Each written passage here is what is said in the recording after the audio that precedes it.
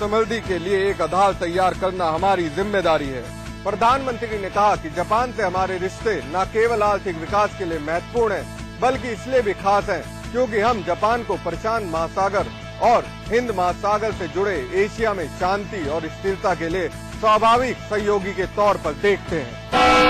चुनाव के दौरान किए वादे और बच्चों के लैपटॉप का सपना पूरा करने के लिए आज सीएम अखिलेश यादव पहुंचे वाराणसी। लैपटॉप वितरण के दौरान सीएम ने कहा कि हमारे प्रदेश का छात्र अगर अपनी पढ़ाई लैपटॉप के सहारे करेगा तो मानसिक विकास होगा। मुझे पूरा भरोसा है कि जिस तरीके से आप मेहनत करके पढ़ाई कर रहे हैं, मैं शुभकामनाएं देता हूँ कि लैपटॉप के माध्यम से आपको पढ़ाई में आगे बढ़ने का मौका मिले।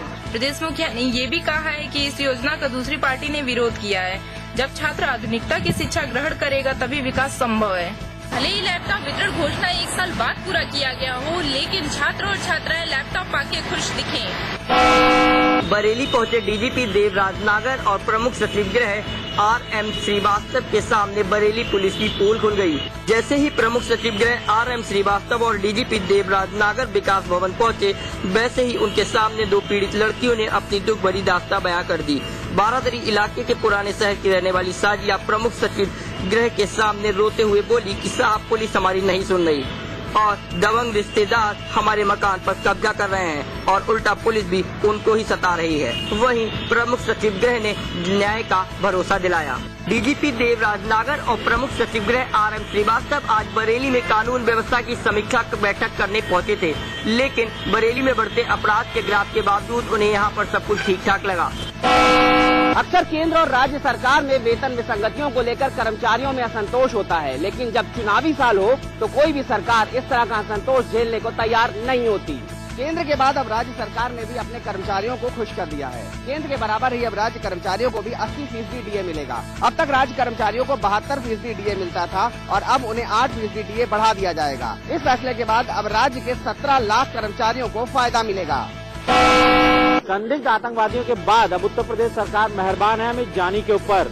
यह माया की मूर्ति तोड़ने वाले आरोपियों पर से केस वापस लेने की तैयारी कर रही है उत्तर प्रदेश सरकार। प्रदेश सरकार अब माया की मूर्ति तोड़ने के आरोपियों से भी मुकदमा वापस लेने की प्रक्रिया शुरू करने वाली है। सरकार ने अभियोजन पक्ष से इस संबंध में कानूनी राय मांगी है। प्रमुख सचिव न्याय एवं विधि परामर्श को इस संबंध में पत्र लिखकर राय मांगी गई है। सरकार की तरफ से न्याय विभाग को भेजे गए पत्र में लिखा है, क्यों न सामाजिक परिवर्तन स्थल में मूर्ति तोड़ने के आरोपियों से मुकदमा वापस ले लिया जाए। अभियोजन पक्ष की राय मिलने के बाद सरकार की तरफ से मुकदमा वापस लेने के लिए कोर्ट में अर्जी दाखिल की जाएगी। 12 जुलाई 2012 को गोमती नगर स्थित सामाजिक परिवर्तन स्थल में पूर्व मुख्यमंत्री मायावती की मूर्ति को तोड़ दिया गया था। पुलिस ने इसमें नवनिर्माण सेना के अध्यक्ष अमित जानी, कासिम चौधरी, राजेंद्र प्रसाद चौधरी को आरोपी बनाया था। बाद में इसमें पवन शर्मा, शगुन त्यागी का भी नाम सामने आया था। आनन फानन में सरकार को माया की नई मूर्ति लगवानी भी पड़ी थी। सरकार के इस फैसले से विपक्ष आक्रामक हो गया है। बीजेपी का कहना है कि सरकार का ये फैसला पूरी तरीके से गलत है। इससे असामाजिक तत्वों को बढ़ावा मिलेगा। जनगणना कार्य निदेशालय ने जारी किए नए आंकड़ों के मुताबिक पुरुषों पर महिलाओं की संख्या में बढ़ोतरी हुई है। जनगणना कार्य निदेशालय ने उत्तर प्रदेश में जनगणना के नए आंकड़े जारी किए हैं, जिसके मुताबिक उत्तर प्रदेश की जनसंख्या 19,98,12,341 हो गई है। एक दशक के दौरान सूबे की जनसंख्या वृद्धि दर 20.2% रही है। लिंगानुपात में वृद्धि हुई है, लेकिन 6 साल तक के बच्चों का लिंगानुपात घटा है, यानी यूपी में बच्चों की संख्या में कमी आई है। चाइल्ड सेक्स रेशियो 0-6 की अगर हम बात करें तो उत्तर प्रदेश में इसमें 2001 में 927 था, जो 2011 में 919 रहा। जारी किए गए नए आंकड़ों के मुताबिक उत्तर प्रदेश में साक्षरों की संख्या में भी बढ़ोतरी हुई है। साक्षरता दर में 11.4% की वृद्धि हुई है। साक्षरता की दृष्टि से ग्रामीण इलाकों में इलाहाबाद, जबकि नगरीय इलाकों में कानपुर साक्षरता में अव्वल रहा है। महोबा इसमें सबसे फिसड्डी है और वहां साक्षरों की संख्या सबसे कम है। प्रदेश में स्त्री साक्षरता दर भी 15% से बढ़ते हुए 57.7% हो गया है। फिलहाल जारी किए गए ये आंकड़े मार्च 2011 के हैं। लेकिन बच्चों के लिंगानुपात में कमी चिंता का विषय बन गई है। महिलाओं के साथ होने वाली रेप की घटनाओं में मेडिकल परीक्षण के लिए होने वाली देरी की शिकायतों को संज्ञान में लेते हुए सीएमओ लखनऊ ने सभी अस्पतालों को दिए है आदेश कि बिना पुलिस के लिखा पढ़ी के तत्काल किया जाए मेडिकल परीक्षण। अपराध पीड़ित महिलाओं के मेडिकल परीक्षण में हो रही देरी के चलते हो रही फजीहत के बाद स्वास्थ्य विभाग ने महिलाओं का उत्पीड़न रोकने के लिए अस्पतालों को कड़ा निर्देश जारी किया है। जिला मॉनिटरिंग कमेटी के निर्णय में कहा गया है कि किसी भी तरह की आपराधिक वारदात में घायल महिला को अस्पताल में रखा जाए। उस महिला को न थाने जाने की जरूरत है न रहने, और पुलिस सीधे अस्पताल से ही महिला को कोर्ट लेकर जाएगी। और अगर नाबालिग लड़की का मेडिकल परीक्षण के समय उन्हें खास सावधानी बरतनी पड़ेगी। बच्ची का मेडिकल परीक्षण कोई महिला स्पेशलिस्ट डॉक्टर ही करेगी, और तो और अगर पीड़ित महिला का कोई सदस्य उसके साथ है तो वह मेडिकल परीक्षण के समय वहां रह सकता है। बलात्कार पीड़ित महिलाओं के मेडिकल परीक्षण में हो रही देरी की शिकायतों को लेकर खुद एसएसपी लखनऊ ने लखनऊ के सीएमओ से अभी कुछ दिन पहले ही बात की थी, जब सीएमओ ने उन्हें जल्द ही इस पर कार्रवाई का आश्वासन दिया था। गोरखपुर में हुए 2007 के सीरियल ब्लास्ट आरोपी तारिक काजमी को गोरखपुर न्यायालय में पेश किया गया था। गोलघर में हुए सीरियल ब्लास्ट के आरोपी तारिक काजमी को गोरखपुर न्यायालय में पेश किया गया था, जिसमें प्रदेश सरकार द्वारा रिहाई पत्र अनुमोदन जिलाधीश के पास पहुंचाया गया था, जिसमें उसे रिहाई करने की अनुमोदन की गई थी।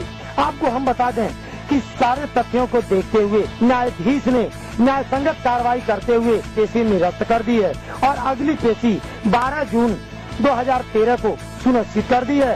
12 जून 2013 को तारिक काजमी की रिहाई न्यायपालिका करती है या नहीं। चुनाव भाषण मामले में बाइज्जत बरी होने के बाद वरुण गांधी की मुश्किलें दोबारा से बढ़ गई हैं। आपको बता दें कि पीलीभीत में वरुण गांधी को जहां एक और सीजीएम न्यायालय से बाइज्जत बरी होने के बाद बहुत बड़ी राहत मिली थी, तो वहीं राज्य सरकार द्वारा दायर अपील दोबारा मुश्किलें बढ़ा सकती है। मामला वर्ष 2009 का है, जब वरुण गांधी द्वारा एक संप्रदाय विशेष के खिलाफ जनपद के थाना बलखेड़ा व कोतवाली में अलग अलग मुकदमे दर्ज हुए थे। इन दोनों मुकदमों के बाद प्रदेश की बसपा सरकार ने वरुण गांधी पर रासुका भी लगाई थी। इस मुकदमे में सारी सुनवाई होने के बाद बीती 27 फरवरी को वरुण गांधी सीजीएम कोर्ट से बरी हुए थे। अब इस मामले में राज्य सरकार ने अपील दायर की है, जिसकी अगली सुनवाई 15 जून को होगी, जिसमें वरुण गांधी को जिला जज न्यायालय में पेश होना पड़ेगा। अब 15 जून को वरुण गांधी को दोबारा पीलीभीत न्यायालय में पेश होना पड़ेगा और यहाँ आकर दोबारा से अपनी विधिक कार्रवाई पूरी करानी होगी। बीजेपी के राष्ट्रीय अध्यक्ष राजनाथ सिंह बुधवार को छत्तीसगढ़ के जगदलपुर पहुंचे। यहां पत्रकारों से बातचीत में राजनाथ सिंह ने कहा कि नक्सली हमले की जांच किसी भी सरकार नियंत्रित एजेंसी से नहीं कराई जानी चाहिए। उन्होंने यह भी कहा कि छत्तीसगढ़ की राज्य सरकार इस मामले की न्यायिक जांच करा रही है और इससे विश्वसनीय कुछ नहीं हो सकता है। बीजेपी अध्यक्ष राजनाथ सिंह ने कहा कि जब राज्य सरकार न्यायिक जांच करवा रही है तो इससे विश्वसनीय कुछ और नहीं हो सकता है। ऐसे में किसी भी सरकार नियंत्रित जांच एजेंसी से इस मामले की जांच कराया जाना वह उचित नहीं मानते हैं। बाद में भाजपा अध्यक्ष राजनाथ सिंह छत्तीसगढ़ के मुख्यमंत्री रमन सिंह के साथ नक्सली हिंसा में मारे गए कांग्रेसी नेता महेंद्र कर्मा के परिजनों से मिले और उन्हें सांत्वना दी। भाजपा के राष्ट्रीय अध्यक्ष राजनाथ सिंह का कहना है कि नक्सलवाद एक राष्ट्रीय समस्या है, जिससे मिलजुल कर निपटना होगा। उधर कांग्रेस के वरिष्ठ नेता एवं केंद्रीय मंत्री जयराम रमेश ने भी इस घटना को लेकर तीखी प्रतिक्रिया व्यक्त की है। उन्होंने कहा है कि छत्तीसगढ़ में कांग्रेस के काफिले पर हमला कर कई बड़े नेताओं को मौत के घाट उतारने वाले माओवादी आतंकवादी हैं। उन्होंने उम्मीद जताई है कि यह सामूहिक नरसंहार माओवादियों के खिलाफ चल रही लड़ाई में निर्णायक मोड़ साबित होगा। उत्तर प्रदेश में कई माननीयों से स्क्वाड की सुविधा वापस ले ली जाएगी। इसकी जगह उन्हें 3 गनर दिए जाएंगे। राज्य सरकार ने यह फैसला लिया है। माना जा रहा है कि खर्चों में बढ़ोतरी ने राज्य सरकार को यह फैसला लेने पर मजबूर कर दिया। सरकार ने फैसला लिया है कि कई माननीयों की स्क्वाड सुविधा को वापस ले लिया जाए। इसके बदले में सरकार उन्हें 3 गनर मुहैया करा रही है। ये गनर उन्हें स्क्वाड के अलावा मिलने वाले एक शैडो और एक गनर के साथ मिलेंगे। दरअसल बीते कुछ दिनों में राज्य सरकार ने कई लोगों को इस दर्जे से नवाजा था। ऐसे में इनकी संख्या बढ़ती जा रही थी और सरकार के खर्च में भी इजाफा हो रहा था। ऐसे में खर्च की कमी करने के लिए सरकार ने यह फैसला लिया। लिए गए फैसले की जानकारी सभी संबंधित विभागों के अध्यक्षों, प्रमुख सचिवों और सचिवों को दे दी गई है। साथ ही पुलिस व प्रशासनिक अधिकारियों को भी इस फैसले के बारे में अवगत करा दिया गया है। बीसीसीआई अध्यक्ष एन श्रीनिवासन के इस्तीफे की मांग तेज हो गई है। वहीं अब खेल मंत्री जितेंद्र सिंह ने भी उनका इस्तीफा मांगा है। बोर्ड के उपाध्यक्ष और आईपीएल कमिश्नर राज शुक्ला के बयान पर श्रीनिवासन ने कहा है कि जो उन्होंने प्रेस कॉन्फ्रेंस में कहा था वही राज शुक्ला ने कहा है कि वो जांच की प्रक्रिया से दूर रहेंगे। मीडिया का बढ़ता दबाव देखते हुए श्रीनिवासन ने कहा है कि मैंने राज शुक्ला का इंटरव्यू देखा है। उन्होंने कहा है कि आयोग नियुक्त कर दिया है और मुझे खुद को इस प्रक्रिया से दूर रखना चाहिए। वहीं इस बीच खेल मंत्री जितेंद्र सिंह ने श्रीनिवासन से इस्तीफे की मांग की, लेकिन श्रीनिवासन ने सभी मांगों को ठुकराते हुए कहा कि वो इस्तीफा नहीं देंगे। श्रीनिवासन ने इस्तीफा देने से साफ इनकार कर दिया है। वहीं श्रीनिवासन का कहना है कि उनका इस्तीफा कोई और नहीं, मीडिया जोर देके मांग रहा है। बीसीसीआई के पूर्व अध्यक्ष शरद पवार ने एन श्रीनिवासन पर निशाना साधा है। उन्होंने कहा है कि अगर वो उनकी जगह होते तो ऐसा नहीं होता। पूर्व बीसीसीआई अध्यक्ष शरद पवार ने कहा है कि सारे आईपीएल मैचों की जांच की जाए। उन्होंने कहा कि वो होते तो ऐसा नहीं होता। उन्होंने ये भी कहा कि गृह मंत्रालय को जांच करनी चाहिए। शरद पवार ने कहा कि इस पूरे प्रकरण से उन्हें काफी दुख हुआ है। वहीं उन्होंने शशांक मनोहर के फैसले का भी समर्थन किया है। गौरतलब है कि शशांक मनोहर ने कुछ दिनों पहले आईपीएल मैचों की जांच की बात कही थी। श्रीनिवासन के इस्तीफे की बात पर उन्होंने कहा कि वो इस बारे में कुछ भी नहीं कहेंगे। शरद पवार ने भी अब जांच की मांग कर दी है, लेकिन अब देखना ये होगा कि क्या गृह मंत्रालय आईपीएल मैचों की जांच कराता है या नहीं। स्पॉट फिक्सिंग मामले में फंसे गुरुनाथ मय्यप्पन की पुलिस हिरासत 31 मई तक बढ़ गई है। मुंबई की अदालत ने आईपीएल स्पॉट फिक्सिंग मामले में गिरफ्तार गुरुनाथ मय्यप्पन की पुलिस हिरासत 31 मई तक बढ़ा दी है। मुंबई क्राइम ब्रांच ने अदालत से मय्यप्पन की पुलिस हिरासत बढ़ाने की मांग की थी, जिससे मय्यप्पन और गिरफ्तार अभिनेता विंदु दारा सिंह का चेन्नई के एक होटल मालिक से आमना सामना करवा सके। उस होटल मालिक पर भी इस मामले में शामिल होने का संदेह है। चेन्नई के एक होटल रेडिसन ब्लू के मालिक विक्रम अग्रवाल को मुंबई क्राइम ब्रांच ने 31 मई को पेश होने के लिए समन जारी किया है। उत्तर प्रदेश में भी हैं आईपीएल फिक्सिंग के धुरंधर। कानपुर, वाराणसी और सहारनपुर में कई सटोरियों को गिरफ्तार किया गया है। अब सूत्रों की माने तो एसटीएफ की नजर प्रदेश के कई आईपीएल खिलाड़ियों पर है। आईपीएल की चमक के पीछे सटोरियों की धमक बढ़ती जा रही है। कुश्ती के शहर काशी सहित प्रदेश के कई जिलों में अब एसटीएफ ने छापेमारी की है और यहां से कई सटोरियों को गिरफ्तार किया गया है। इनके पास से भारी तादाद में मोबाइल, लैपटॉप और कई अत्याधुनिक उपकरण बरामद किए गए हैं। अब जहां एसटीएफ इन सभी सटोरियों से की गई पूछताछ की मदद से उस बड़े आका की तलाश में लग गई है जो उत्तर प्रदेश में सट्टे के कारोबार को आग दे रहा है और साथ ही कई बड़े खिलाड़ियों पर भी एसटीएफ की नजर है। सूत्रों की माने तो प्रवीण कुमार, आरपी सिंह और सुरेश रैना जैसे बड़े नाम भी एसटीएफ के रेडार पर हैं।